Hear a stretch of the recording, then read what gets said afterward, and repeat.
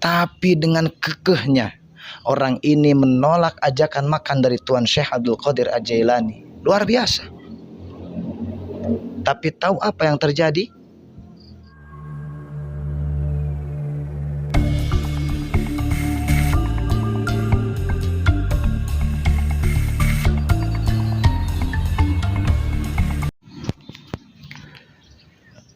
Assalamualaikum warahmatullahi wabarakatuh.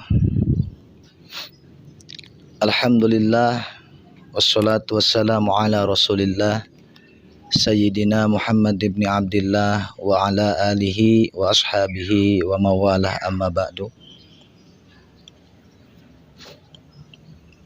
Pemirsa, sahabat Warung Santri yang saya hormati, alhamdulillah, pada video sebelumnya kita telah membahas suatu amalan yang amalan ini akan mengganggu terhadap pahala puasa kita. Tapi dalam video yang pertama itu saya memberikan bagian pertama dari amal-amalan yang dapat mengganggu, menghapus terhadap puasa kita. Lalu bagian kedua, hal atau amal atau perbuatan yang dapat mengganggu terhadap pahala puasa kita, yaitu adalah riya.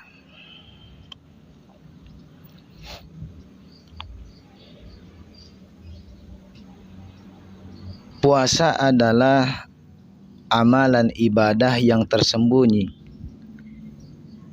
yang dapat diketahui oleh dirinya dan Allah semata. Berbeda dengan ibadah-ibadah yang lainnya seperti sholat, zakat, ibadah haji, dan ibadah yang lainnya. Tapi berpuasa ini hanya dapat diketahui oleh dirinya yang melakukan dan oleh Allah Subhanahu wa ta'ala. Maka meskipun seperti itu, tetapi di dalam hadis dijelaskan bahwa ketika dalam keadaan kita berpuasa dan kemudian ada orang yang ingin mengajak kita untuk berselisih, ada orang yang ingin mengajak kita dalam suatu amalan yang menimbulkan kemungkaran, maka sebaiknya kita berkata falyaqul inni shaim. Sebaiknya kita berkata bahwa aku sedang berpuasa.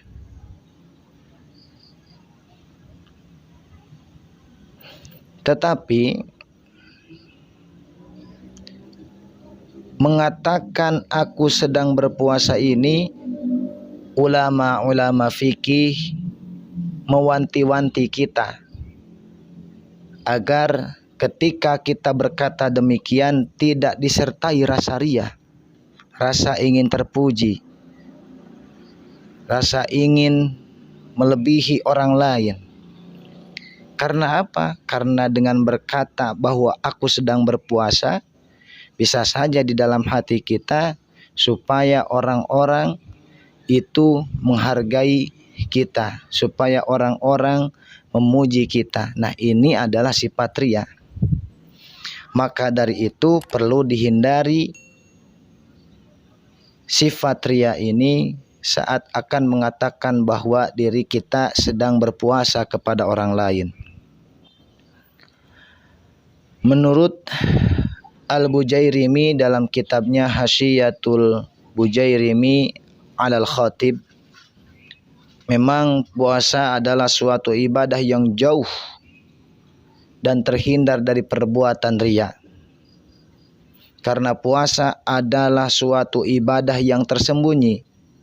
Tetapi riya bisa saja terjadi bukan dalam amalan puasa, tetapi dalam perkataan orang yang sedang berpuasa yang mengatakan bahwa dia sedang berpuasa, yaitu perkataan tadi, ana shaim. Bahkan Rasulullah Shallallahu Alaihi Wasallam menjelaskan dalam kitab Ibnu Majah, kitab At-Tirmidzi, dan kitab At-Tabrani, bahwa kata Nabi, waman shoma yurai faqad asyraka. Barang siapa yang berpuasa namun dia kemudian mempunyai rasa ria, maka dia telah berbuat syirik. Hal ini disebabkan kenapa? Karena puasa ini adalah milik Allah. Dan Allah lah yang akan memberikan pahala kepada orang yang sedang berpuasa. Maka puasa itu seharusnya hanya untuk Allah. Ketika ria dalam berpuasa, berarti seolah-olah puasa itu diperuntukkan untuk selain Allah. Inilah yang membuat puasa ini ketika dikatakan kepada orang lain, kemudian dalam hati ada bintik-bintik ingin dipuji oleh orang lain, menjadi syirik. Itulah alasannya. Untuk itu, para pemirsa, sahabat santri yang dimuliakan Allah, hindarilah sifat ria, karena ria ini merupakan salah satu dari 3 hal yang akan membatalkan pahala puasa kita di hadapan Allah Subhanahu wa taala. Kemudian di dalam kitab Habib Zain bin Smith dikatakan juga bahwa ria ini termasuk dalam perbuatan yang dapat mengganggu, perbuatan yang dapat menghapus pahala puasa kita. Dikatakan suatu kisah di dalam kitab Habib Zain bin Smith bahwa ketika ada suatu majlis, majlis ini merupakan majlis manaqib. Majlis ini majlisnya Syekh Abdul Qadir Al-Jilani. Kemudian ada seseorang yang datang ke manaqib tersebut, ke majlis tersebut. Datanglah seseorang. Ketika datang ke tempat itu, maka kemudian diberikan hidangan-hidangan dan yang lainnya di tempat manaqib tersebut. Kemudian orang itu ditawari untuk makan oleh Tuan Syekh Abdul Qadir Al-Jilani. Kata Tuan Syekh, makanlah. Aku akan menanggung pahala puasamu selama 1 hari penuh. Tapi orang ini menolak ajakan makan dari Tuan Syekh Abdul Qadir Al-Jilani. Kemudian seraya berkata lagi Tuan Syekh Abdul Qadir Al-Jilani, makanlah. Aku akan menanggung puasamu, pahala puasamu selama 30 hari. Kekeh orang ini tetap tidak mau memakan hidangan yang dihidangkan oleh Tuan Syekh Abdul Qadir Al-Jilani. Karena di dalam dirinya dia sedang melakukan puasa. Kemudian yang ketiga kali Tuan Syekh Abdul Qadir Al-Jilani berkata, makanlah. Aku akan menanggung pahala puasamu selama 1 tahun penuh. Tapi dengan kekehnya orang ini menolak ajakan makan dari Tuan Syekh Abdul Qadir Al-Jilani. Luar biasa. Tapi tahu apa yang terjadi? Tuan Syekh Abdul Qadir Al-Jilani kemudian berkata kepada dia bahwa, kata Tuan Syekh Abdul Qadir Al-Jilani, jauhi dia, karena Allah sudah tidak peduli lagi kepadanya. Itu kata Tuan Syekh Abdul Qadir Al-Jilani Ketika orang yang sedang berpuasa itu ditawari makanan, kemudian dia malah menolak. Na'udzubillah. Dan yang paling fatal, orang ini akibat perkataan Tuan Syekh Abdul Qadir Al-Jailani kepadanya, na'udzubillah, orang ini kemudian menjadi Nasrani dan matinya pun menjadi dalam keadaan kufur kepada Allah Subhanahu wa taala.